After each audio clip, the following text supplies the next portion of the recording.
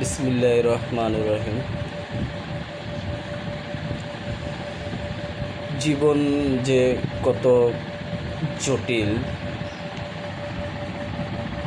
জীবন যে কত মাকড়সার জালের মতো এলোমেলো। আসলে যার জীবন এলোমেলো সেই বুঝতে পারে। পারিবারিক সমস্যা, কর্মস্থলের সমস্যা, অনেক। আসলে আমরা পরিবারের সমস্যা সমাধান করতে করতেই জীবন শেষ প্রান্তে এসে দাঁড়ায়। তবুও যেন পারিবারিক সমস্যাই সমাধান হচ্ছে না। ভাইকে ম্যানেজ করা, বোনদেরকে ম্যানেজ করা, বাবা মাকে ম্যানেজ করা। বোনদের তো বিয়ে হয়ে যায়, তারা এক একজন বাড়িতে থাকে শুধু বাবা মা।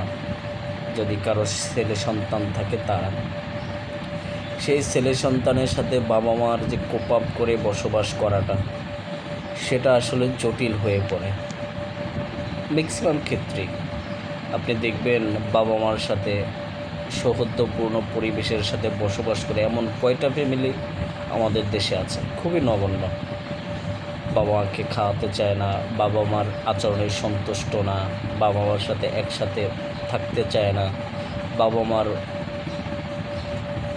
খরচ বহন করতে চায় না, এমন আছে অনেক। আচ্ছা, বাবা মাকে আমরা যদি সফট কর্নার দিয়ে দেখি, তাহলে কি হয় না?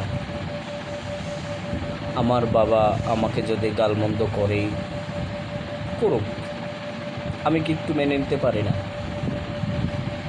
আমার সাথে বাবা যদি একটা আপত্তিকর একটা আচরণ করে, আমি তার কি করতে পারবো? বাবা মায়ের বিচারকে পৃথিবীতে করা যায় না। আমাকে বাবা মায়ের আচরণটা সেটা মেনে নিয়েই আমাকে তার সাথে বসবাস করতে হবে, কিন্তু আমরা সেটা করি না। বাবা মা যদি একটু রাগের কথা বলেন, বাবা মা যদি একটু শাসনের কথা বলেন, তাহলে আমরা সেই বাবা মাকে উচ্চস্বরে কোনো কথা বলতে দ্বিধাবোধ করি না।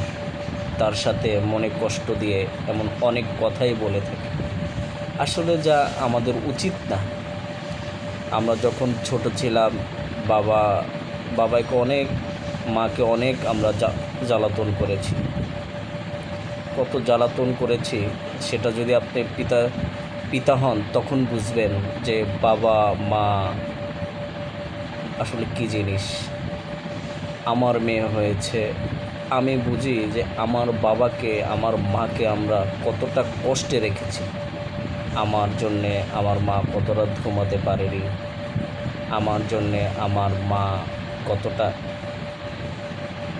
কষ্ট করতে হয়েছে, আমার জন্যে আমার বাবা আমাকে বড় করতে, পড়ালেখা করাতে কত কষ্ট করেছেন। আমার জন্য আমার বাবা মা ভালো পোশাক পরিধান করতে পারেনি, কষ্ট করে হলেও তার ছেলেকে পরিয়েছে। মা কত রাত ঘুমাতে পারেনি, এমনকি বাবাও কত রাত ঘুমাতে পারেনি।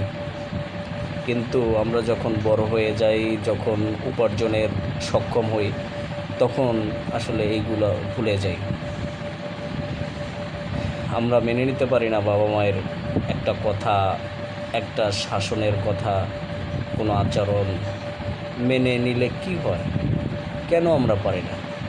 আসলে আমার ধৈর্যের অভাব। আমরা ধর্ম দিয়ে আমাদের বাবা মায়ের উপরে আমরা ধর্মের দৃষ্টিকোণ দিয়ে আমরা দেখি না, এজন্যই আসলে হয়ে থাকে। যাই হোক, এগুলো ওভারকাম করে তাদের সাথে ভালোভাবে থাকাই হচ্ছে মূল কাজ।